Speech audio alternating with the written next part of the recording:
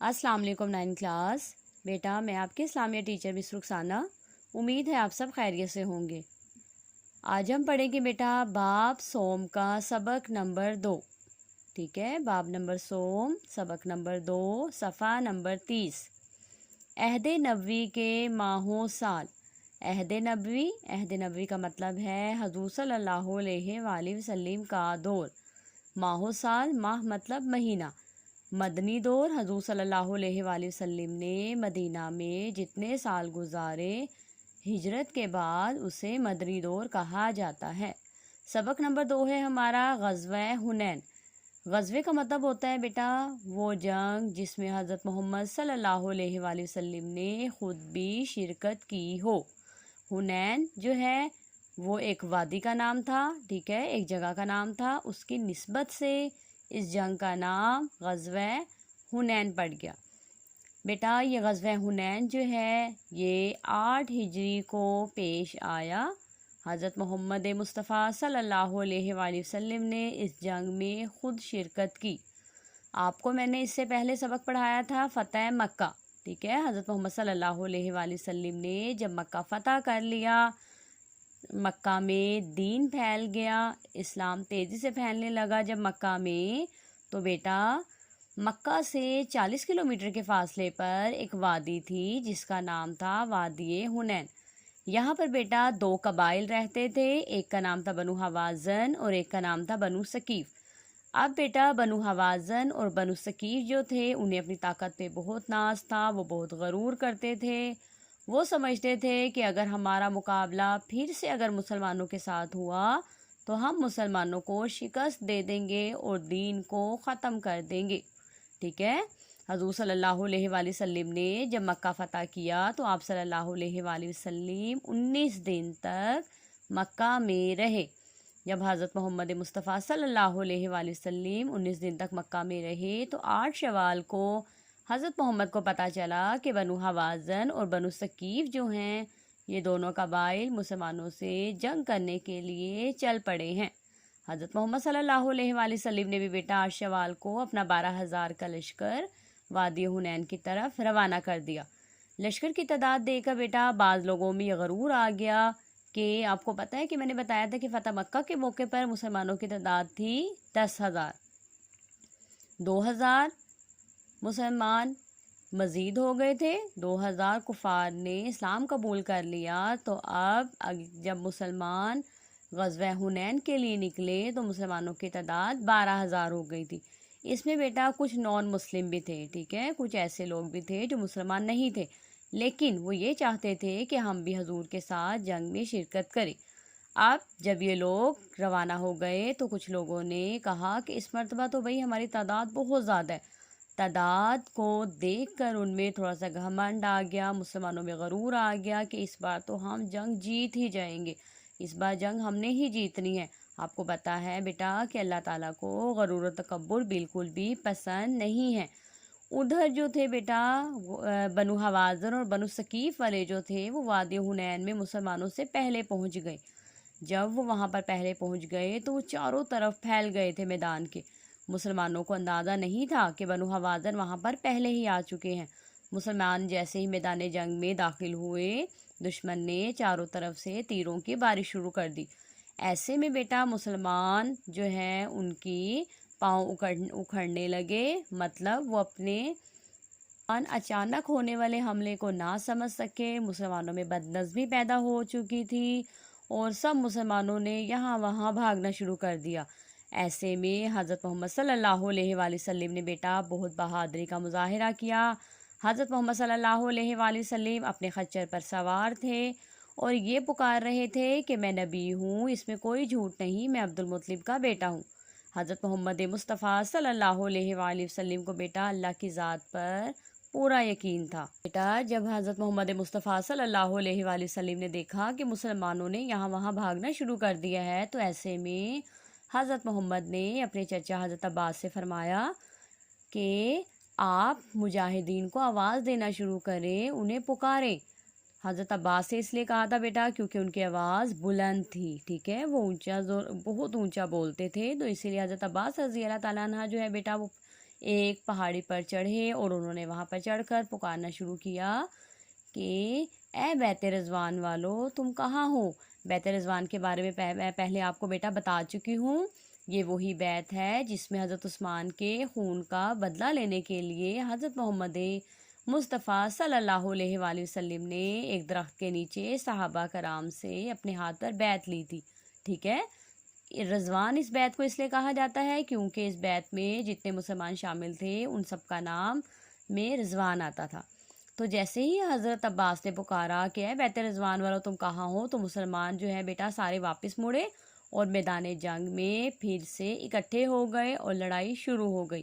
ایسے میں جب دشمن نے دیکھا کہ مسلمان پھر سے اکٹھے ہو گئے ہیں، متحد ہو گئے ہیں، مسلمانوں میں پھر سے اتحاد ہو گیا ہے، تو پھر کافر مسلمانوں سے ڈر گئے۔ اس غزوے میں اللہ تعالیٰ نے بہت سے حضور صلی اللہ علیہ وسلم کو معجزات عطا فرمائے تھے۔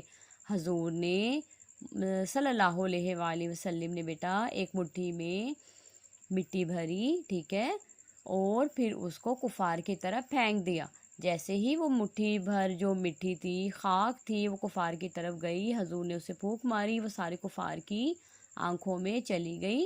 اس طرح دشمن کی صفیں بکھر گئی۔ مسلمانوں کو متحد ہونے میں ایک سیکنڈ ہی لگا تھا کہ سارے مسلمان پھر سے اکٹھے ہو گئے۔ اللہ تعالیٰ نے اس غزوے میں بھی فرشتوں کے ذریعے مسلمانوں کی مدد کی۔ جس طرح اللہ نے غزوہ بدر میں فرشتے نازل کیے تھے، اسی طرح اللہ نے غزوہ حنین میں بھی فرشتے نازل کیے۔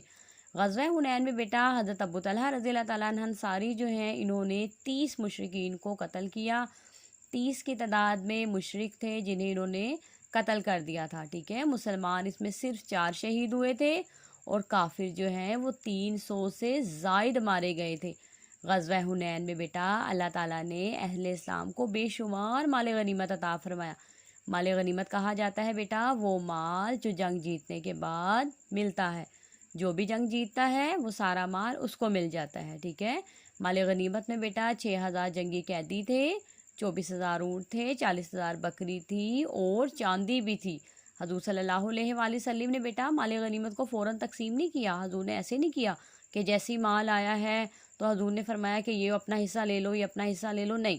حضور صلی اللہ علیہ وسلم نے انتظار کیا 2 ہفتے تک کہ شاید بنو حوازن اسلام قبول کر لے تو ہم ان کا یہ مال غنیمت انہیں واپس کر دیں گے۔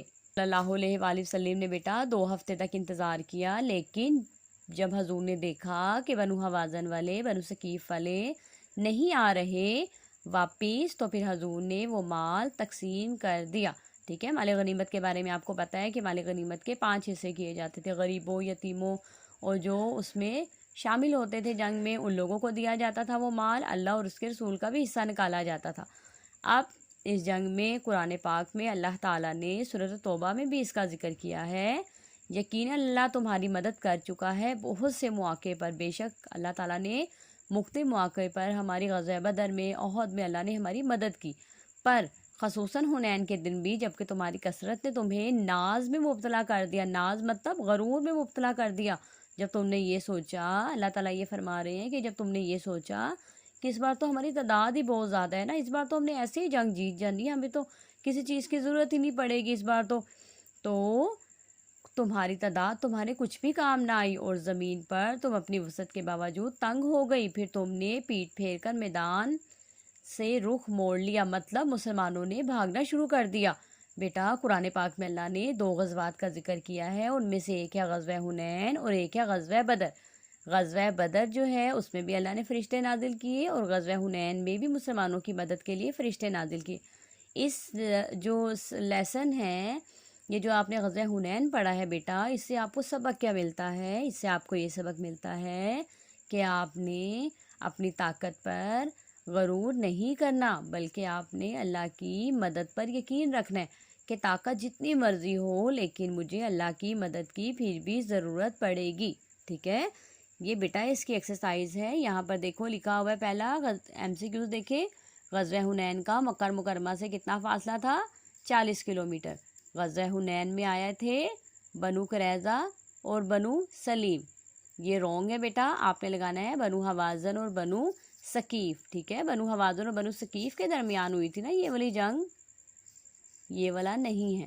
نیکسٹ ہے بیٹا غزوہ حنین میں بکھرنے والوں کو آواز کس نے دی تھی؟ حضرت عباس بن عبد المطلب نے۔ غزوہ حنین کے دوران میں حضور صلی اللہ علیہ وآلہ وسلم نے کفار پر پھینکی تھی خاک پھینکی تھی، میں نے بتایا تھا نا، ایک مٹھی میں جو ہے مٹی بھر کر وہ کفار کی طرف پھینکی تھی۔ غزوہ حنین سے ہمیں سبق ملتا ہے توکل کا، بھروسے کا۔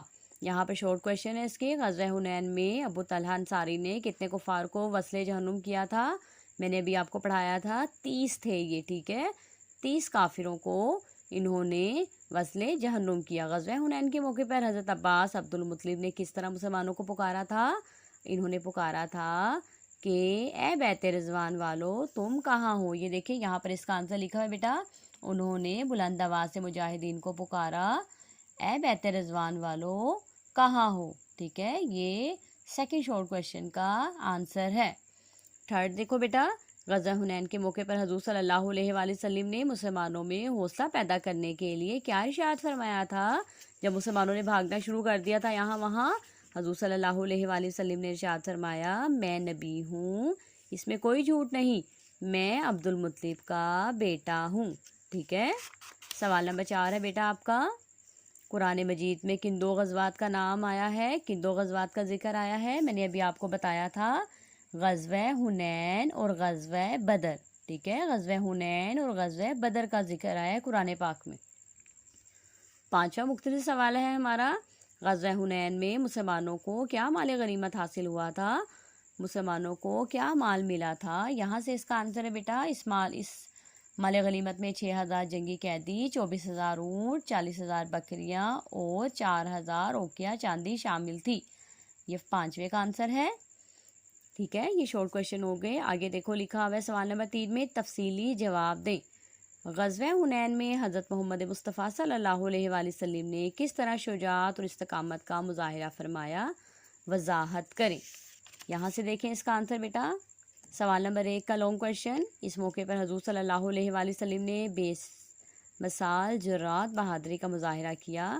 لانگ کویشچن آپ نے یہاں سے اور نیچے تک کرنا ہے پہلے، ٹھیک ہے، پھر آپ نے نیکسٹ پیج پر آنا ہے اور پھر آپ نے یہاں سے نشان لگانا ہے۔ دیکھو اس غزوے میں اللہ نے حضور کو متعدد معجزات عطا فرمائے، یہاں سے آپ نے پھر فرسٹ لانگ کا نشان لگانا ہے اور یہاں تک، ٹھیک ہے، پچھلا پیراگراف اور پیج نمبر 31 کا یہ جو ہے فرسٹ 3 لائنز، یہ ہے پہلا لانگ کویشچن۔ یہ آپ کی ایکسرسائز جو ہے وہ پوری ہو گئی ہے، آپ نے بیٹا اس لیسن کو اچھے سے یاد کرنا ہے، بار بار سمجھنا ہے اس کو، اوکے بیٹا، اللہ